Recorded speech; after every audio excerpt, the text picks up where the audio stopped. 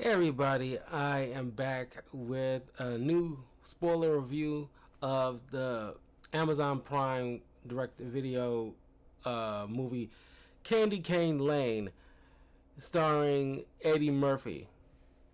It came out last year, never got a chance to sit down and watch it until now, or not now, but just like a couple of days ago. And I was curious about it, and I was like, let's check it out. It's been a minute since aside from, uh, aside from the um, fairly recent, at least the Beverly Hills Cop movie that was like a year or so ago, the new one that came out. I'm pretty sure that one was on Netflix. Uh, this is probably like the more recent, new-ish Eddie Murphy film that I sat down and watched. I have my thoughts about it, but first things first, I want to go through the me of the story. But it stars Eddie Murphy as Chris Carver, Tracy Ellis Ross as Carol Carver. We got Jillian Bell as Pepper, Christmas elf. Jenna Walton as Joy Carver, the daughter. Thaddeus Mixon as Nick Carter, the son, and Medicine Thomas as Holly Carver as the youngest daughter.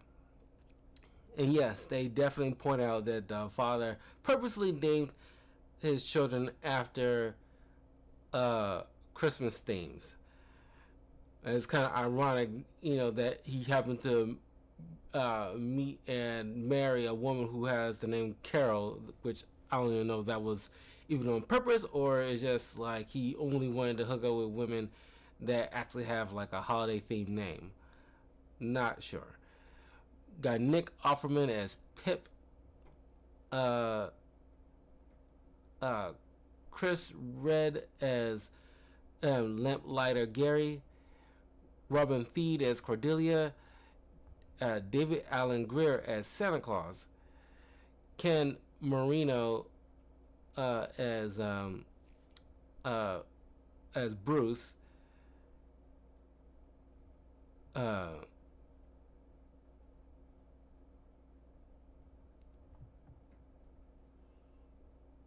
uh, Timothy Simmons as Emerson,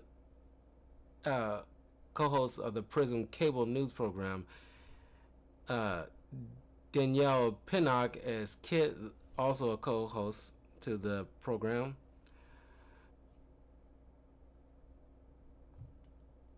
Trevante Rose as a weather forecaster. All right, so they got we're introduced to crap, I just forgot his doggone name. Let's call him Eddie Murphy. Chris. We're introduced to Chris, and he was a corporate marketer until he and a bunch of people got laid off from his corporate job just before Christmas, and I'm pretty sure that that's a thing, but probably less so in past several years. That nobody, really, days before Christmas. Like I can definitely see maybe a couple of months before Christmas, probably like around October. If they're gonna start doing layoffs, they should do it like around October, and, or at least after the new year. So it's like, okay, get that out the way so it won't look like we don't look like total dicks. But uh uh but that that kind of sparks up this the uh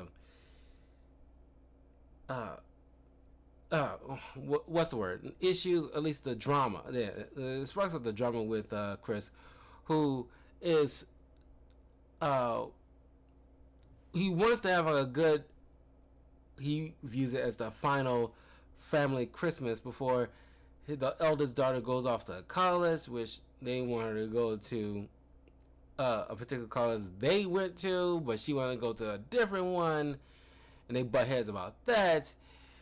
And then and then got a son who a year from now is going to be going off on the same thing, but he want to pursue a career in music, but he sucks at math.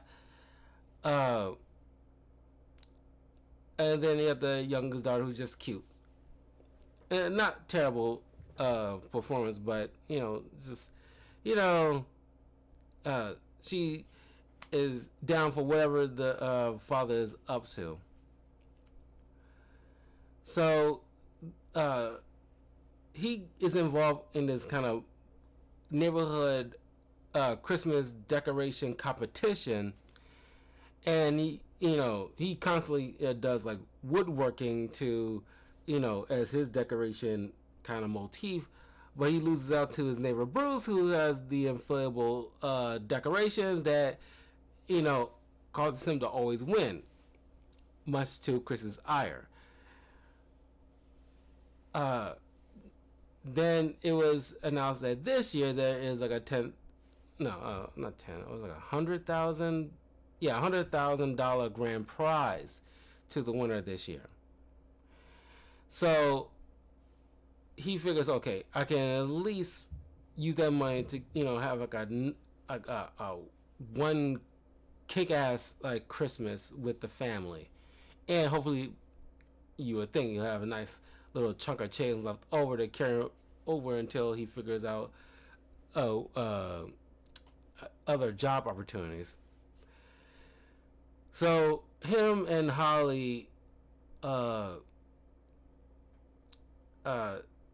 around, try to find like great decorations for the neighborhood, just try to like really stand out.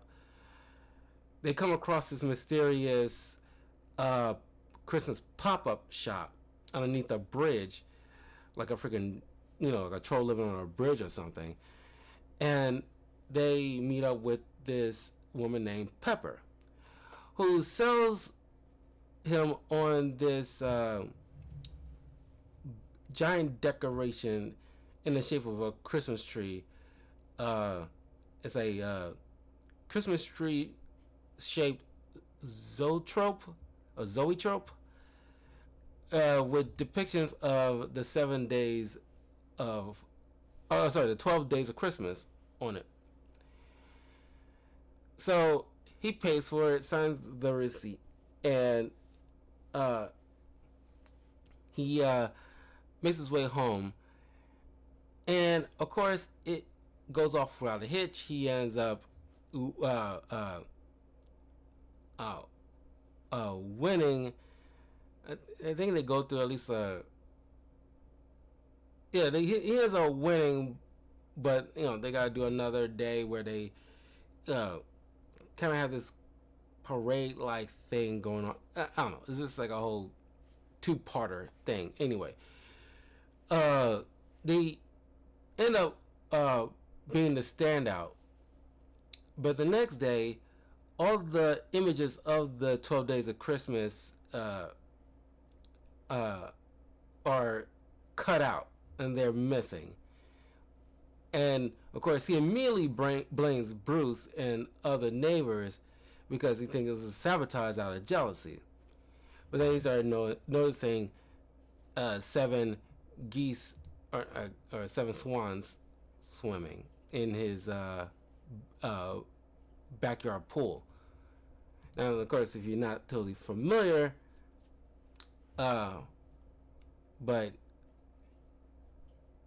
we got a partridge in a pear tree, 2 turtle doves, 3 French hens, 4 calling birds, 5 golden rings, 6 geese are laying, 7 swans are swimming, 8 maids are milking, 9 ladies dancing, 10 lords are leaping, 11 pipers piping, and 12 drummers drumming.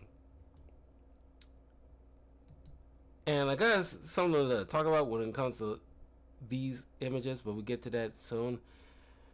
So, uh,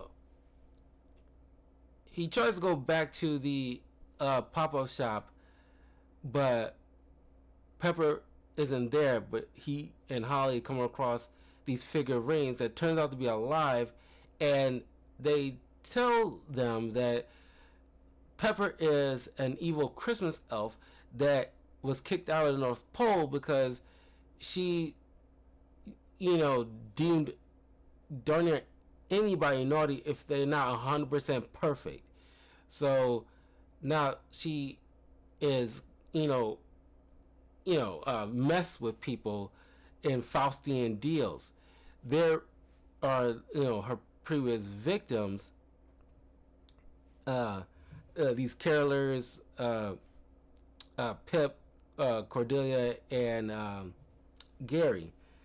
So Chris and Holly escape with the figurines. After they tell they tell them you got to find the 5 golden rings before 8 p.m. on Christmas Eve, otherwise he'll turn into them. So Chris finds the 2 turtle doves, gets the ring that they're carrying, and then the 3 French hens, or not the French hens, it was at the wife's job. What was it? Yeah, 6 geese are laying, and the 3 French hens.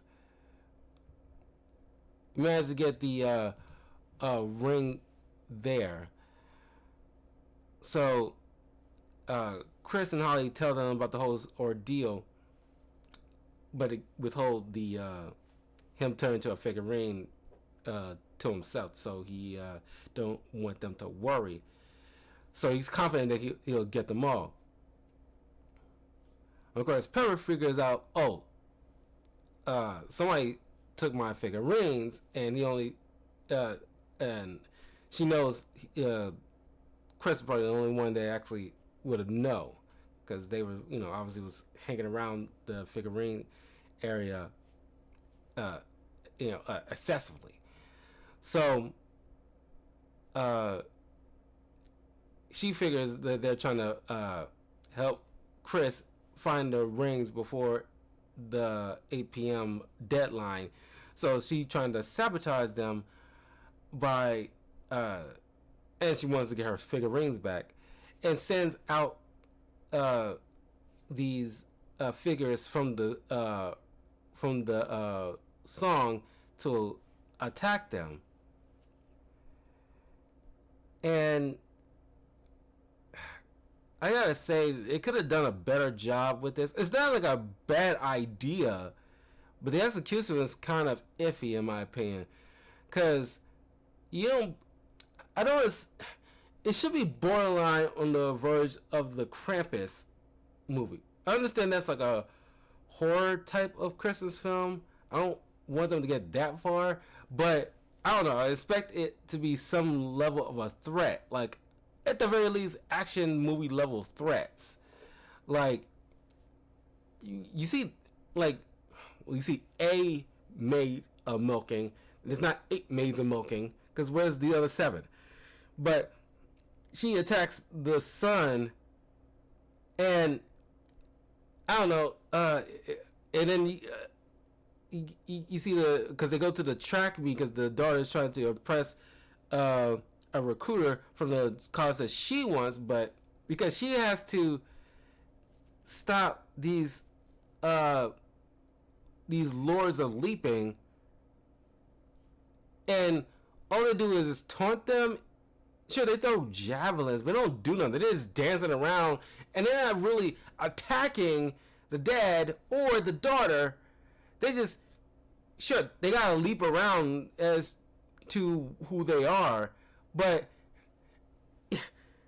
they should be at least attacking like putties from the Power Rangers. They're not doing nothing but just leaping around. Do something. Like, it's just, what's the point in going out there? like at least with the birds involved in the song, they're actually attacking them. But and then like the drummers, they're doing this whole drumline thing in the movie at the end. But it's just like I want some level of an action movie level threat from these figures, because you could actually, I don't know, it's just the budget of it all, but it's just like you're using it as a premise. You would think that your priority is making sure these things are like a serious threat. And they can use these figures uh, from the song to be like, you know, it's like, I don't know, if you like the Lords of Leaping, you can use like some kind of capoeira style of fighting, going after the dad to keep him from getting, especially if they got the ring on one of them, they'd be the one least likely to be engaged, because you don't want them getting their hands on it. So the others have to be on the front lines. It's just like, I don't know, decisions there is kind of weird on that front. I just want to make a get that part out the way.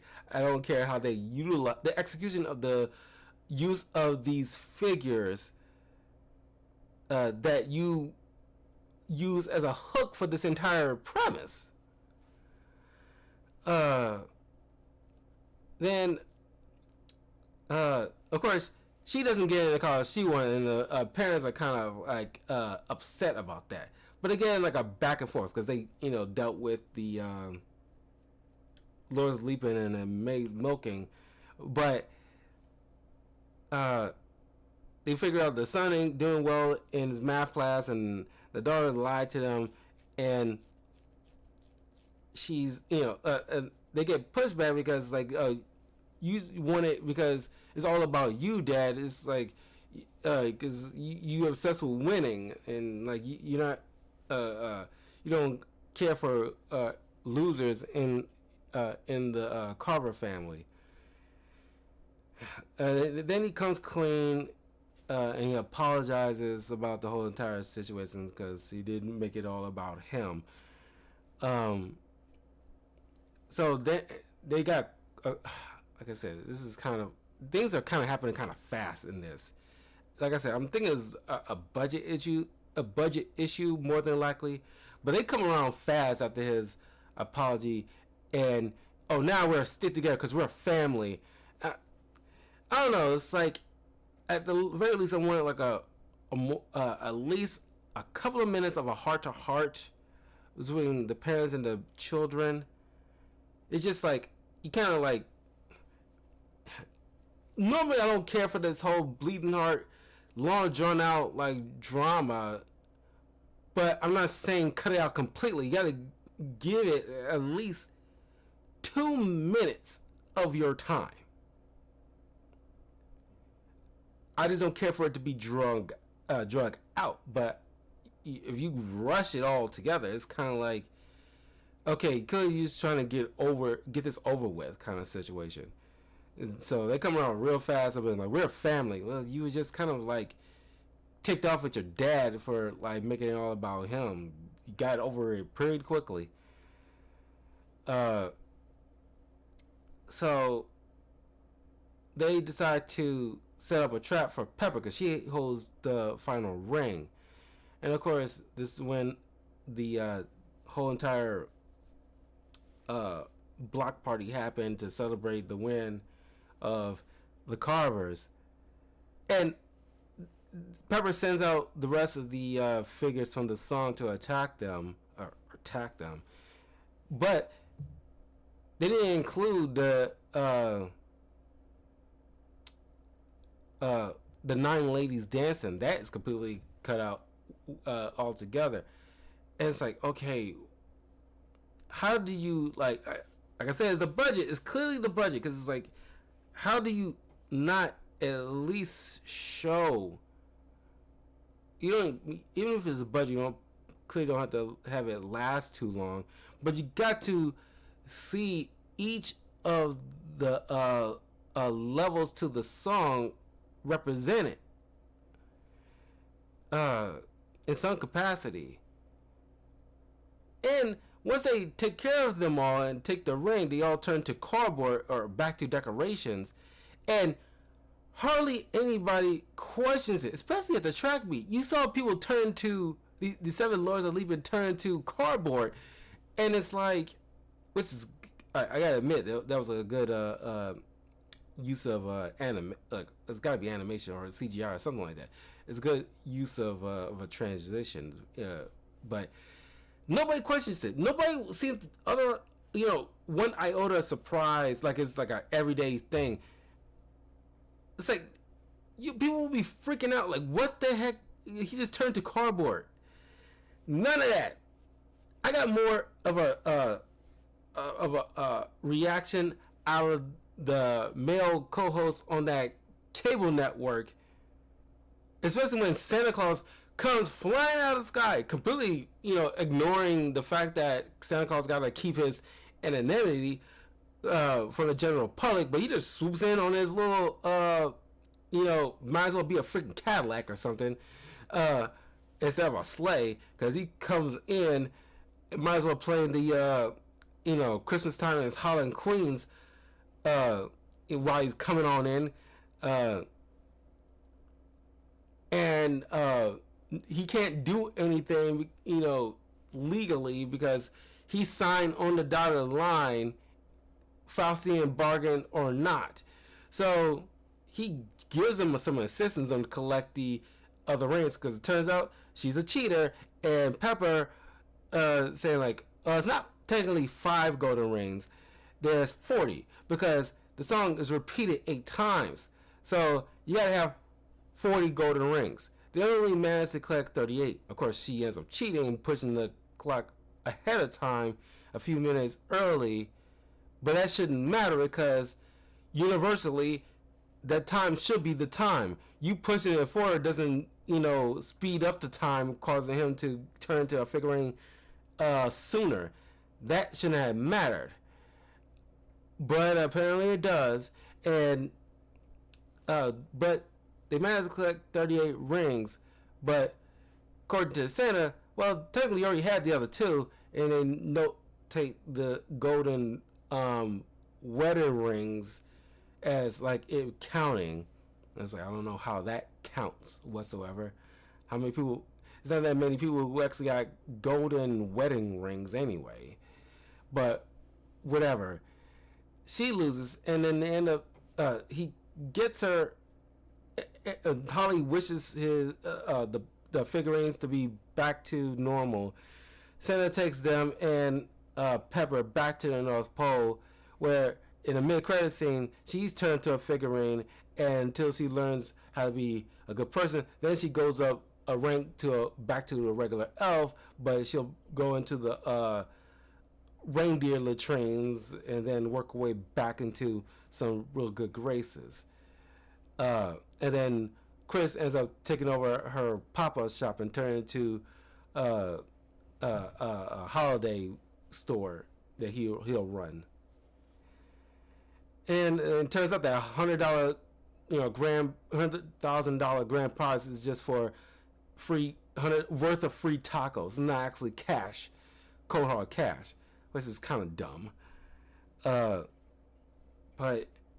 yeah, and Pip, celebrate Christmas with, the Carvers, because clearly it's hinted at, but they should have spelt it out personally, that she's been doing this for a very long time, and these people are from different, time periods, or at least he was, where that's why his family is pretty much long since dead, and he's pretty much like the Captain America right now, where he's like out of time.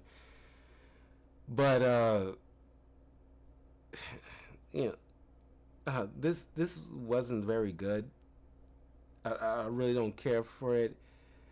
And Eddie Murphy isn't allowed to be Eddie Murphy, because he is a brilliant comedian, and it's like he's not allowed to truly be funny in this, because it's like he's being held back because it's like a family movie or something like that. And it's like, golly, I don't expect anything raunchy, but it's no hilarity in this. I did not laugh. I mean, I did laugh, but it's mostly because of the co-hosts from that cable network, because they got a laugh out of me. And then, other than them, Pepper didn't necessarily get a laugh out of me, but I just liked the performance from the actress. Outside of that, nobody else I care for. I'm not saying like they did a bad job with what they were given, but I expected to have some back-to-back comedy. There was like almost nothing. It is not a good. I'm pretty sure there's somebody out there who would like this. I'm not one of them. This is, in my opinion, this is not very good. Not Eddie Murphy's best work, especially after he got this huge renaissance, around a time when at least, when crap. What was that like? I forgot that little that not musical, but it's like a huge thing. It was like Who Cloned Tyrone. I think that was one of them. I don't think he was in it. It was It was like a. Let me get back to his filmography because it was around. Yeah, Dolomite's My Name. That was in. It was around the time Dolomite's My Name when he had this big, huge resurgence. Oh, King Lane wasn't last year. It was 2023. Beverly Hills Cop 4 was 2024. Yeah, so it was like Dolomite Is My Name. It was around the time when he got this big, huge resurgence. But he's normally funny, but he's feel like and Coming to America too.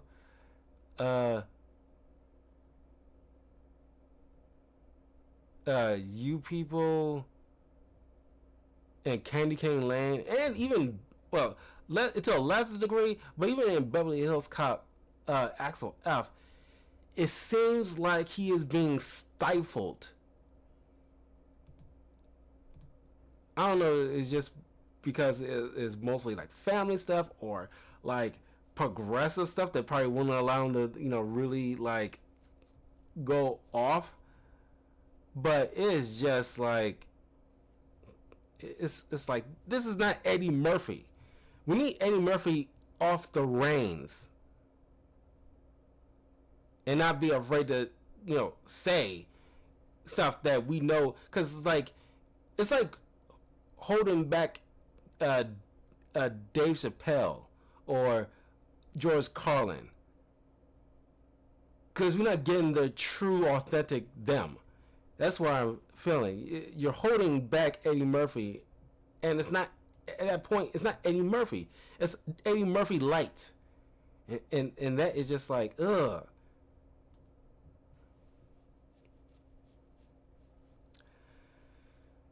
But anyway, this is my thought on Candy Cane Lane. It's not for me.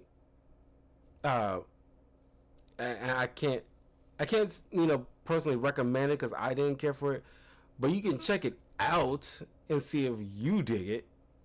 Might be a surprise. Everybody got that one movie that is kind of crap, but you got some fondness for it to some degree. But let me know what you guys think in the comments below, and I will see you guys next time for more movie reviews. Take care. And leave a like and comment below and share this with your friends. Let me know, is there do you get the similar feeling that Eddie Murphy's being held back at all in his recent performances in movies that he's in? Because I feel like he's being held back because he is very funny, and the past few movies has not been very funny. Anyway, I'll see you guys soon. Take care.